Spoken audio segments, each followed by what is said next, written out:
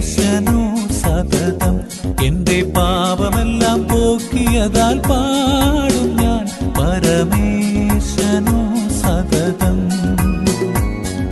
പാടും ഞാൻ പരമേശനു സതതം എന്റെ പാപമെല്ലാം പോക്കിയതാൽ പാടും ഞാൻ പരമേശനു സതതം. എല്ലാവർക്കും പ്രഭാതവന്ദനങ്ങൾ അറിയിക്കുന്നു. ഒരു പുതിയ ദിവസം കൂടെ ദൈവം നമുക്ക് സമ്മാനിച്ചിരിക്കുന്നുവല്ലോ. ദൈവത്തിന് നന്ദി പറയാം. ഇന്നത്തെ ദിവസം ദൈവം എല്ലാവരെയും അനുഗ്രഹിക്കട്ടെ എന്ന് പ്രാർത്ഥിക്കുന്നു. ദൈവം ആരെയാണ് കൂടുതലായി സ്നേഹിക്കുന്നത്? നമ്മളൊക്കെ വിചാരിച്ചിരിക്കുന്നത് ജനത്തിന് സമ്മതരായിട്ടുള്ളവരെ ദൈവം സ്നേഹിക്കുന്നു എന്നുള്ളതാണ്.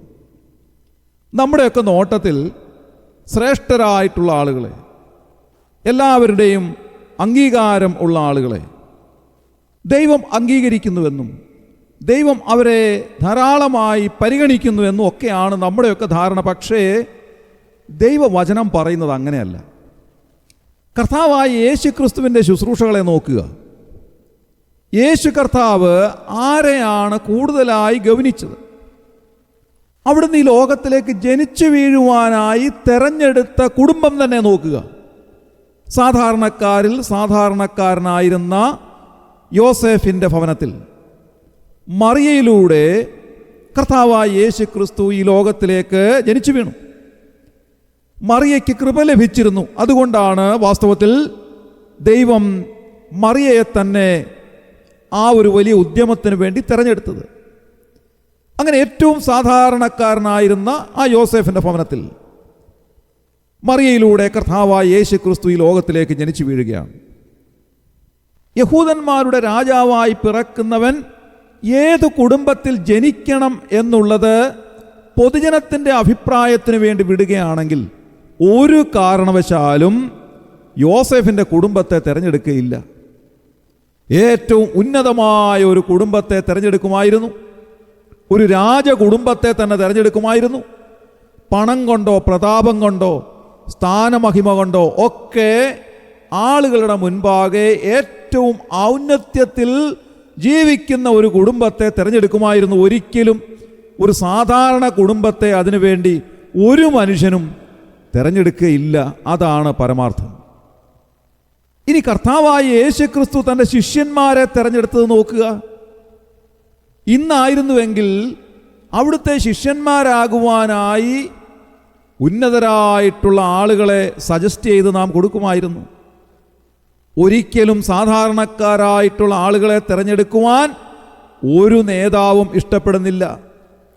ഏറ്റവും ഉന്നതരായിട്ടുള്ള സമൂഹത്തിൽ ഏറ്റവും പേരും പെരുമയുമുള്ള ആളുകളെ തിരഞ്ഞെടുക്കുവാനാണ് എല്ലാവർക്കും ഇഷ്ടം.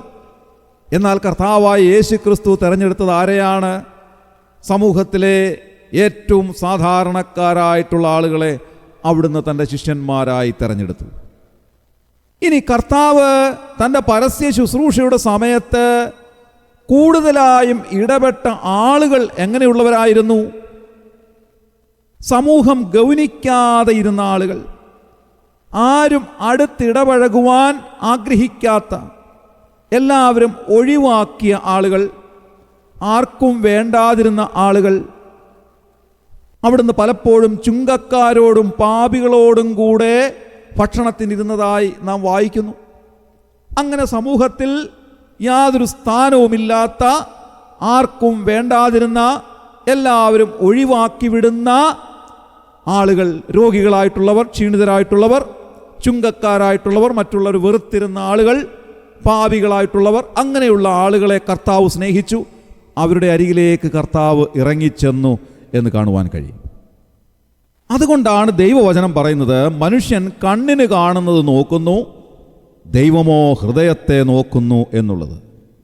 ഇത് രാവിലെ ദൈവവചനം നമ്മോട് പറയുന്നതായ ഒരു കാര്യം, ബാഹ്യമായ യാതൊരു കാര്യങ്ങളുമല്ല ദൈവം നോക്കുന്നത്, നമ്മുടെ ഹൃദയത്തിൻ്റെ ആഴത്തിലേക്കാണ്. എത്രമാത്രം നാം ദൈവത്തെ സ്നേഹിക്കുന്നു, എത്രമാത്രം പരമാർത്ഥ ഹൃദയത്തോടെ നാം അവിടുത്തെ അരികിലേക്ക് ചെല്ലുന്നു, എത്രമാത്രം നാം താഴ്മ ധരിച്ചിരിക്കുന്നു, എത്രമാത്രം നാം ദൈവം മുൻപാകെ നമ്മുടെ ഹൃദയത്തെ തുറക്കുന്നു, നമ്മുടെ കുറ്റങ്ങളെ ഏറ്റുപറയുന്നു, നമ്മുടെ കുറവുകളെ സമ്മതിക്കുന്നു, ദൈവം മുൻപാകെ തന്നെത്താൻ താഴ്ത്തുന്നു. അങ്ങനെ ദൈവം മുൻപാകെ ആര് തങ്ങളെ തന്നെ താഴ്ത്തുന്നുവോ അവരെയാണ് ദൈവത്തിന് ആവശ്യം. ഈ സമയം എന്ന് പറയുന്നത് നമ്മുടെ കേരളത്തിലെ ഇലക്ഷനൊക്കെ അടുത്ത് വരുന്നതായ ഒരു സമയമാണല്ലോ. നമുക്കറിയാം, ധാരാളം സ്ഥാനാർത്ഥികൾ മത്സരിക്കുന്നതായ ഒരു സമയമാണ്. ഓരോ സ്ഥാനാർത്ഥിയും പൊതുജനത്തിൻ്റെ മുൻപാകെ പറയുന്നത് എന്താണ്? അവരുടെ കഴിവുകളും ഗുണങ്ങളും ഇല്ലാത്ത മേന്മകളുമാണ്. അവരവരുടെ കഴിവുകേടുകളെപ്പറ്റി ആരും പറയാറില്ല. എതിരാളികൾ വിളിച്ചു പറയുന്നത് അതാണ്. പക്ഷേ അവരവരെ സംബന്ധിച്ച് നോക്കുമ്പോൾ ആരും തങ്ങളുടെ കഴിവുകേടുകളെപ്പറ്റിയോ തങ്ങളുടെ ഇല്ലായ്മകളെപ്പറ്റിയോ കുറവുകളെപ്പറ്റിയോ പറയാറില്ല. അവരുടെ മേന്മകൾ മാത്രമാണ് പൊതുജനത്തിൻ്റെ മുൻപാകെ എടുത്തു വലുതാക്കി കാണിക്കുവാൻ ആഗ്രഹിക്കുന്നത്. പിന്നെ തങ്ങളെല്ലാവരോടും സ്നേഹത്തോടുകൂടെ ഇടപെടുന്നു എന്ന് കാണിക്കുവാനായി എന്തെല്ലാം കാര്യങ്ങളാണ് ഈ സ്ഥാനാർത്ഥികളൊക്കെ ചെയ്തു കൂട്ടുന്നത് എന്നുള്ളത് ഞാൻ പറയാതെ തന്നെ നമുക്ക് ഏവർക്കും അറിവുള്ളതായ കാര്യങ്ങളാണ്. കേവലം മാനുഷികമായ പരിഗണനകൾ വെച്ചുകൊണ്ടാണ് നാം ഓരോരുത്തരെ തിരഞ്ഞെടുക്കുന്നത്. ചിലരുടെ ഗുണങ്ങൾ കണ്ടുകൊണ്ട്, ചിലരുടെ കഴിവുകൾ കണ്ടുകൊണ്ട്, ചിലരുടെ ആവശ്യം പരിഗണിച്ച് ഒക്കെ നാം തിരഞ്ഞെടുക്കാറുണ്ട്. പക്ഷേ ദൈവം തിരഞ്ഞെടുക്കുന്നത് എങ്ങനെയാണ്? എല്ലാവരും ദൈവം മുൻപാകെ ചെന്ന് നിൽക്കുന്നു എന്ന് വിചാരിക്കുക. ദൈവം ആരെ തിരഞ്ഞെടുക്കുന്നു എന്നറിയേണ്ടതിന് വേണ്ടി എല്ലാവരും ദൈവം മുൻപാകെ നിൽക്കുന്നു. ദൈവം ആരെയാണ് തിരഞ്ഞെടുക്കുന്നത്? നമ്മൾ വിചാരിക്കുന്ന ശ്രേഷ്ഠരായിട്ടുള്ള ആളുകളെ ഒന്നും ദൈവം തിരഞ്ഞെടുക്കണമെന്നില്ല.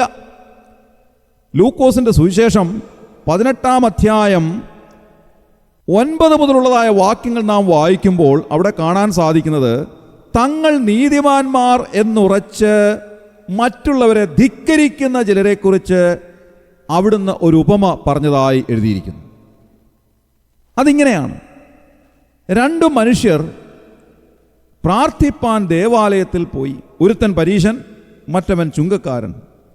പരീശൻ നിന്നുകൊണ്ട് തന്നോട് തന്നെ, ദൈവമേ, പിടിച്ചുപറിക്കാർ, നീതികെട്ടവർ, വ്യഭിചാരികൾ മുതലായ ശേഷം മനുഷ്യരെ പോലെയോ ഈ ചുങ്കക്കാരനെ പോലെയോ ഞാൻ അല്ലായ്കയാൽ നിന്നെ വാഴ്ത്തുന്നു. ആഴ്ചയിൽ 2 വട്ടം ഉപവസിക്കുന്നു, നേടുന്നതിലൊക്കെയും പതാരം കൊടുത്തു വരുന്നു എന്നിങ്ങനെ പ്രാർത്ഥിച്ചു. ചുങ്കക്കാരനോ ദൂരത്ത് നിന്നുകൊണ്ട് സ്വർഗത്തേക്ക് നോക്കുവാൻ പോലും തുനിയാതെ മാറത്തടിച്ചു. ദൈവമേ, പാപിയായ എന്നോട് കരുണയുണ്ടാകണമേ എന്ന് പറഞ്ഞു. അവൻ നീതീകരിക്കപ്പെട്ടവനായി വീട്ടിലേക്ക് പോയി. മറ്റവൻ അങ്ങനെയല്ല. തന്നെത്താൻ ഉയർത്തുന്നവനെല്ലാം താഴ്ത്തപ്പെടും, തന്നെത്താൻ താഴ്ത്തുന്നവനെല്ലാം ഉയർത്തപ്പെടും എന്ന് ഞാൻ നിങ്ങളോട് പറയുന്നു. ഇവിടെ കർത്താവായ യേശുക്രിസ്തു വളരെ വ്യക്തമായി ഒരു കാര്യം നമ്മെ അറിയിക്കുകയാണ്.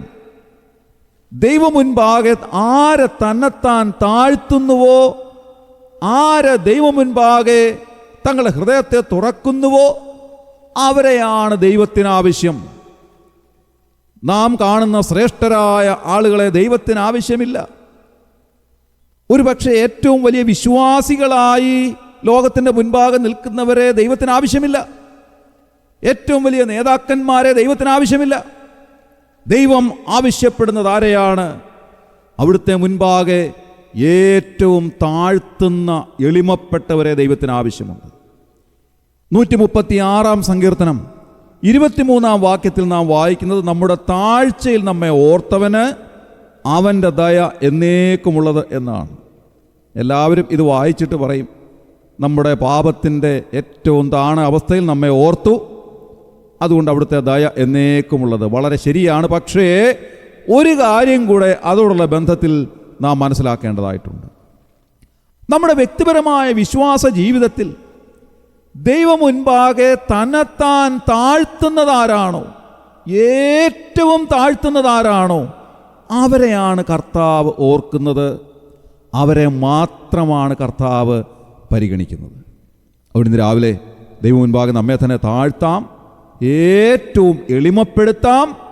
നമ്മുടെ കഴിവുകളും കഴിവുകേടുകളും എല്ലാം അറിയുന്ന ദൈവത്തിൻ്റെ മുൻപാകെ, നമ്മെ സംബന്ധിച്ചുള്ള സകല കാര്യങ്ങളും അറിയുന്ന ദൈവം മുൻപാകെ നമ്മെ തന്നെ താഴ്ത്തി ഏൽപ്പിക്കാം. എന്നിട്ട് ഹൃദയത്തെ തുറന്ന് ദൈവത്തോട് പറയാം, കർത്താവേ, അടിയൻ ഇതാ അവിടുത്തെ മുൻപാകെ വന്നിരിക്കുന്നു. അടിയനെ സംബന്ധിച്ചുള്ള എല്ലാ കാര്യങ്ങളും അറിയുന്ന അവിടുത്തെ മുൻപാകെ ഞാൻ എന്നെ തന്നെ താഴ്ത്തി ഏൽപ്പിക്കുന്നു. അങ്ങനെയുള്ള മനോഭാവം ആർക്കാണോ ഉള്ളത് അവരെ ദൈവം ഇന്നത്തെ ദിവസം അനുഗ്രഹിക്കും. നമ്മുടെ എല്ലാ ഗർവഭാവവും ഇല്ലാതെയായി പോകട്ടെ. നമ്മുടെ പകയും വിദ്വേഷവും പ്രയാസങ്ങളും പ്രശ്നങ്ങളും എല്ലാം ഇല്ലാതെയായി പോകട്ടെ. അങ്ങനെയുള്ളവരെ മാത്രം ദൈവം പരിഗണിക്കുന്നു. ആ ഒരു അനുഭവത്തിലേക്ക് വരുവാൻ കർത്താവ് എല്ലാവരെയും സഹായിക്കട്ടെ. നമ്മുടെ കണ്ണുകളെ അടയ്ക്കാം, പ്രാർത്ഥിക്കാം. ക്രിസ്തുയേശുവിലൂടെ അതിവാത്സല്യമായി ഞങ്ങളെ സ്നേഹിക്കുന്ന സ്വർഗീയ പിതാവാം നല്ല ദൈവമേ, അനുഗ്രഹകരമായ ഈ ദിവസത്തിനായി ഞങ്ങൾ നന്ദിയോടെ സ്തോത്രം ചെയ്യും. കർത്താവേ, അവിടുത്തെ വചനത്തിലൂടെ ഞങ്ങൾ ചിന്തിച്ചതുപോലെ ഞങ്ങളെ അവിടുത്തെ മുൻപാകെ താഴ്ത്തുവാൻ ഞങ്ങളെ സഹായിക്കണമേ എന്ന് പ്രാർത്ഥിക്കുന്നു. ഞങ്ങളെ എളിമപ്പെടുത്തുവാൻ അവിടുന്ന് ഞങ്ങളെ ഇടയാക്കണമേ കർത്താവേ. ഞങ്ങൾ ഹൃദയത്തിലെ അഹങ്കാരവും ഞങ്ങളുടെ ഹൃദയത്തിലെ അന്യചിന്തകളും എല്ലാം മാറിയിട്ട് അവിടുത്തെ മുൻപാകെ ഞങ്ങൾ ഹൃദയത്തെ തുറക്കുവാൻ ഞങ്ങളെ സഹായിക്കണമെന്ന് പ്രാർത്ഥിക്കുന്നു. ഞങ്ങളെ എളിമപ്പെടുത്തുവാൻ ഞങ്ങളെ സഹായിക്കണമേ കർത്താവേ.